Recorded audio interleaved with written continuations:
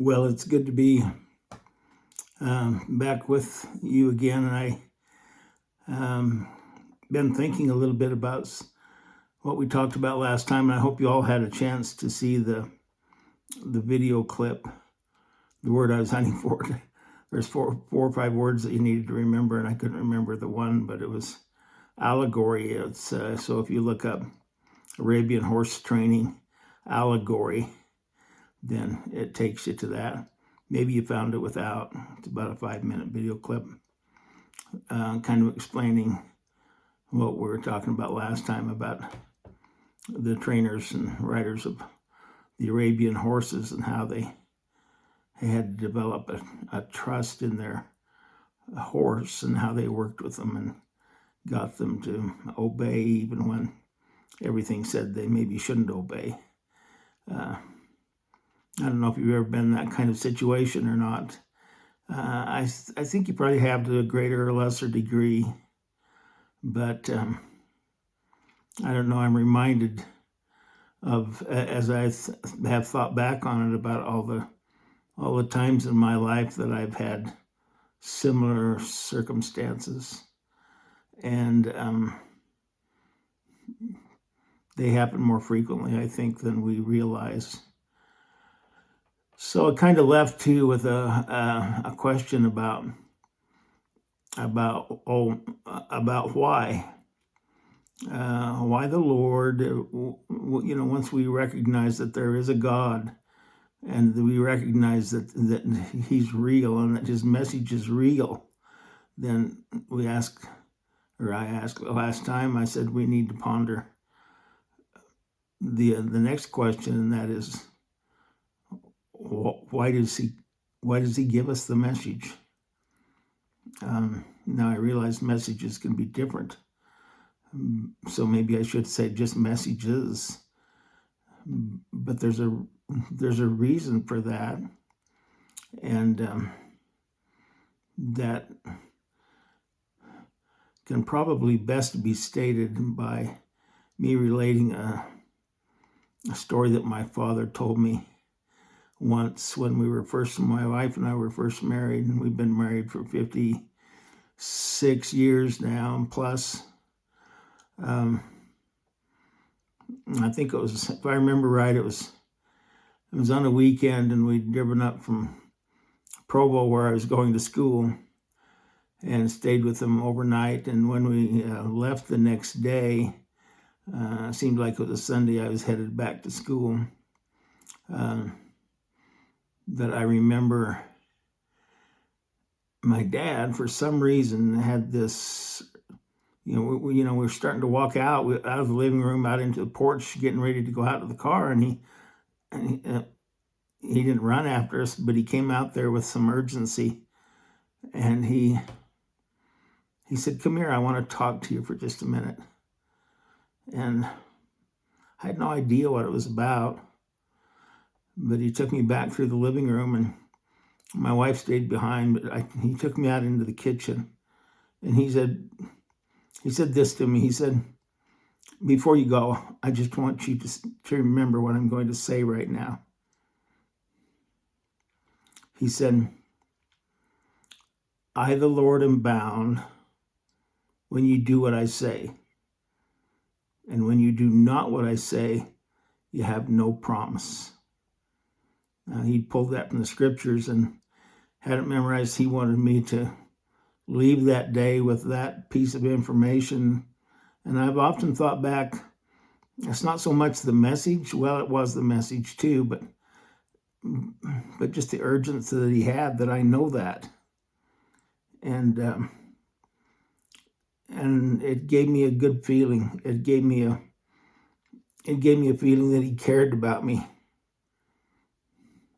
And he cared that I had a relationship with the Lord, to the degree that I would do what he said. Just like in the horse training video, that horse would do what the master said, that when that bell was rung, everything else stopped, and that horse would obey. I, the Lord, am bound when you do what I say. And when you do not what I say, you have no promise. My dad was concerned about me enough to know that was important for me to understand. And I reflected back on it many times each year, I think, since he said that, as I've tried to grow in the gospel. And I had my own set of problems, and some of them new, everyday little ones, and some bigger ones, and so I've tried to. He's been dead for quite some time now, but I've tried to. Got something in my throat here. Excuse me. But I've tried to remember what he said and how important it was. And it's taken me back. You know, we asked this why question. Why does the Lord care about these messages? Why does he say things that we ought to do? And give us a chance to respond. And again, a story that I'll tell just briefly about my own father along these same lines. And it gave me a good feeling. I'll just kind of review what happened. My dad worked over at what they called the Bear Lake Co-op. It was a creamery, and all the farmers in the area back when they used to have, everybody had a little herd of milk cows, and they'd milk their cows and set the cans out, and they'd take them over to the creamery. And anyway, my dad ended up getting a job over there. It was one of the better jobs that he had, and I remember it only paid $2 an hour back in those days, which wasn't a bad wage, I guess, for back in those days. And anyway, he also had this 112-acre farm that I talked to you about or mentioned to take care of. And my next oldest brother was 10 years older than I was. So give you an idea that he relied on me a lot to do some things. And one of the things he asked me to do in the spring of the year, one year I'll never forget, he said, I've got to work at the creamery. The ground that I've plowed and we've worked over is just right to be planted. The moisture is still there. If we wait any longer, we're going to lose the moisture and the seeds won't sprout. And I've got to have you stay out of school today. I think it was actually the previous day, but he says, I've got to have you stay out of school tomorrow, and I've got to have you plant that field. He says, can you do it? Well, I'd never run a grain drill before. And I was only, I don't know, I was not very old at all. I want to say about 11 years old or 12 maybe. And, you know, just kind of scared me a little bit when he said that, because you could tell he was serious. And he took me down, showed me the drill and gave me instruction about how to dump the grain in and keep it full and make sure that the different compartments were always filled up so that you didn't run out and leave some of the field unplanted. And he told me about when I took the strings off the sacks, not to leave them in the grain or they'd clog the gears up that fed the grain down into the spouts and into the ground, and just told me everything he could think of, and how to do the corners so that you didn't end up with spots that were not planted, because we needed all the grain we could get come harvest time. And anyway, he gave me those instructions, and the next morning, my mother drove the truck up after we got the grain sacks loaded in it, and I drove the tractor and the drill, and it was about I think the acreage was 9 acres, and it was good ground. And anyway, I went to planting, and I was riveted to every word that he had said. I tried to obey to the maximum so that I wouldn't make any flub ups, because it was so important to him. He'd had a previous experience, I might add, before that with somebody else, actually an older man, that had planted some grain for him. And when he got done, he'd only used half the grain. And my dad was just so upset because we'd only get half a crop that way. And we needed the farm to make our livelihood. Well, I won't go into that story, but so I appreciated his trust in me. I wasn't very old, like I said, and he trusted me.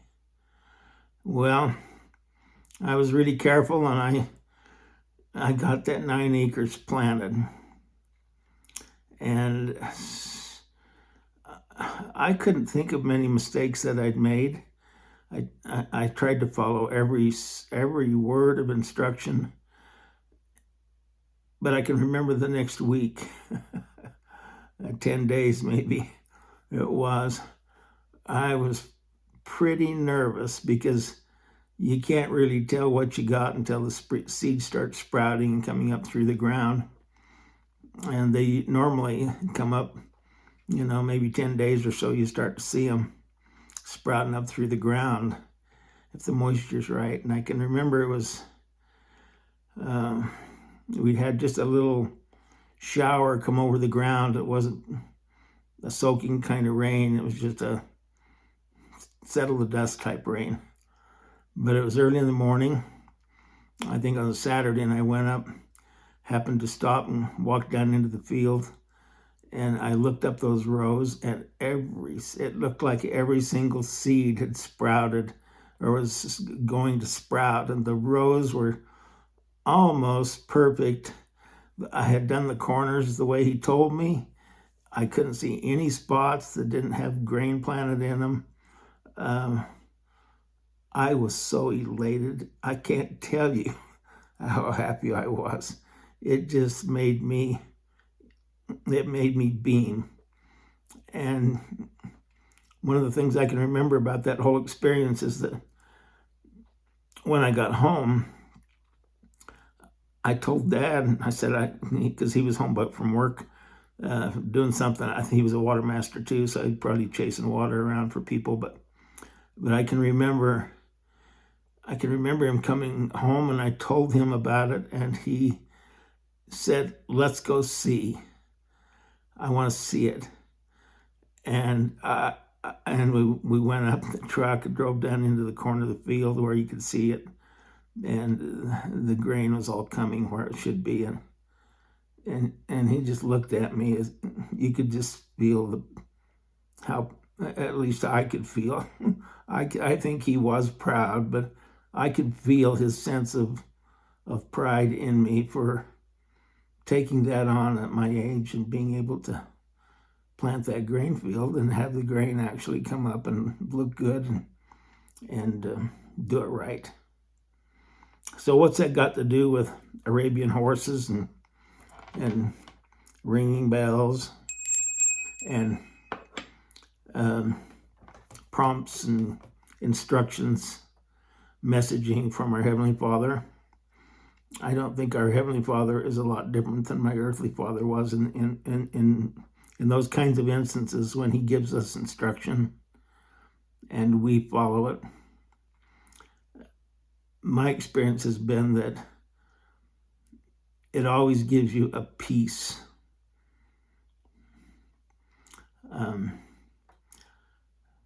I can remember driving off the hill here where I live now. One day, I went off the hill and down here partway off the hill, and I was headed Taco Bell again. Why? Somebody had a sack of garbage fall out of the back of their truck, I guess, because it was wasn't right in the middle of the road, but it was kind of off to one side, and it looked pretty bad. And I had the thought when I drove by it, headed to Taco Bell because I was hungry, I'll get that. I think actually the way it went is I should stop, and then I thought, well, I'm hungry. It'll be there when I come back. Anyway, I went down to Taco Bell and ate my burritos. And when I came back, sure enough, the sack was still there, but somebody had hit it with a car wheel or something, kind of splattered it all over the road a little bit, and it looked pretty bad. It was going to be a little bit harder to clean up, and I needed to go up to my garage and get a shovel and garbage can to put it in, because I couldn't just pick up the sack now. It was scattered around. And I went up and got that and came back down to where that sack was splattered on the road. Well, guess what? Somebody else had already cleaned it up by the time I got there. I thought back a little bit later in the day on that whole experience, because it was kind of strange. I actually had a really good feeling, even though I didn't get there in time to do the job. I probably should have done it on the first prompt, but I didn't. But I felt like God approved of my mindset, and it gave me a good feeling. Coming back up the hill, I felt approved of God, just like I felt approved of my earthly father when I planted that grain and saw it coming up. And I've wondered, oh, why would I have that feeling if I actually didn't get the job done? And I think it was because he knew my heart. So that to me helps me answer the why question a little bit. Why does he message us? To see if our heart's in the right place and we'll actually do it. And I think quite often we forget maybe that the reason we're supposed to do it is not so much for him, but for us being able to exercise our agency and choose to do it. Even though in that case, I didn't do it quick enough to actually get the job done. But I felt his assurance that he was pleased. I've had similar circumstances. Quite often, there's a feeling that will come after you've made a choice, has been my experience. Since I've moved over here from Bear Lake, is where we're from, and lived there and raised our family there, and now have moved over here in our later years. And there's people standing at the parking lot entrances begging, with signs out, wanting this, saying they need help. Excuse me. And I read those signs, and I have found out that sometimes when I read those messages and see the situation, I feel prompted to help.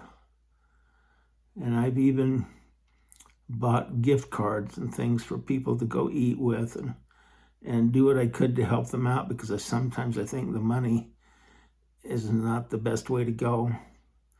But I've given them money too. And yet other times I'll see them and I don't give them money or gift cards even. And I've thought about myself a little bit and wondered, what's going on? How come sometimes I feel like I should and other times I feel like I shouldn't? Sometimes I do and sometimes I don't. And I don't know, I think the Lord's trying to train me a little bit, but there have been times when I don't and I feel fine about it. And I don't know what their situation is. I should spend more time finding out. I'm convinced of that. But I think the Spirit, the messaging coming through to us in various situations as we go through life are meant to develop a trust. And for me, trust is just another word for faith. I talked in one of the earlier videos about a little boy that they needed to go down through a narrow hole into a mine shaft and take a trapped miner or a trapped person down there, something that they needed. I forgot what it actually was, but he says, I won't go unless my dad holds the rope. Well, that relationship had to exist between he and his dad before he was going to go down on that rope. Isn't it great that they had that relationship? Isn't it great that I had a relationship with my dad, that he could trust me to plant that grain field? And what a great feeling it gave me to know that he valued my trust and I hadn't let him down.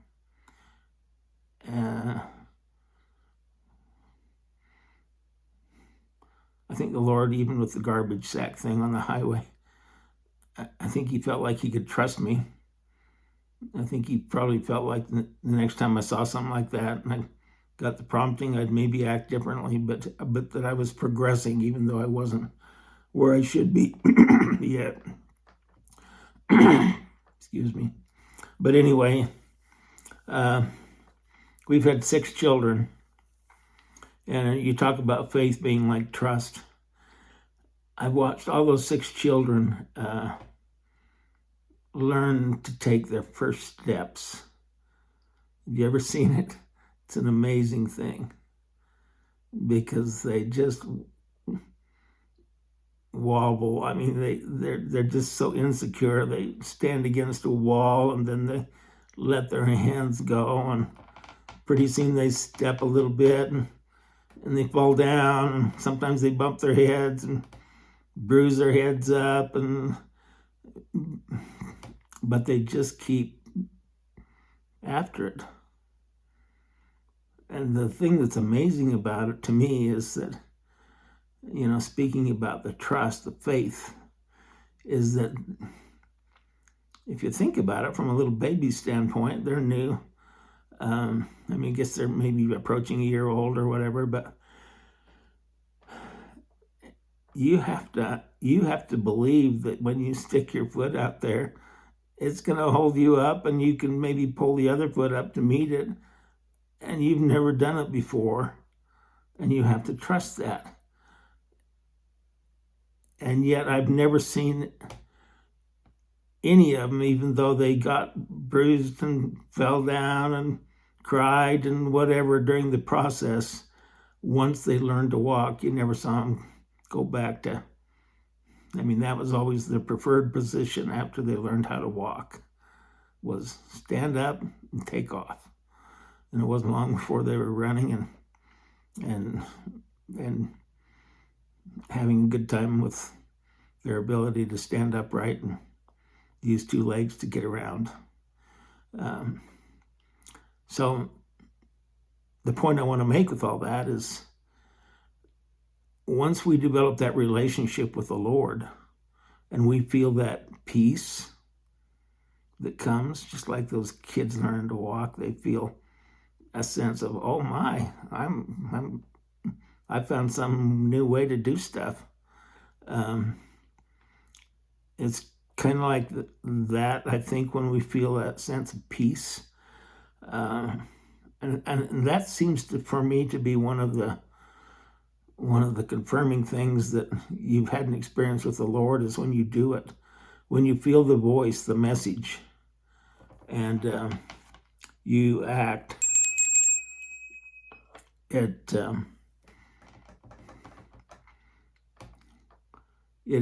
inevitably brings a kind of I'd say it just washes over you. It just emanates kind of a feeling of peace, a feeling of approval, kind of like planting the field, right?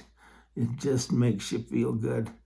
And to know that you did it right, somebody's acknowledged it, and you're all better off for the experience. So those are just some thoughts I have about being obedient.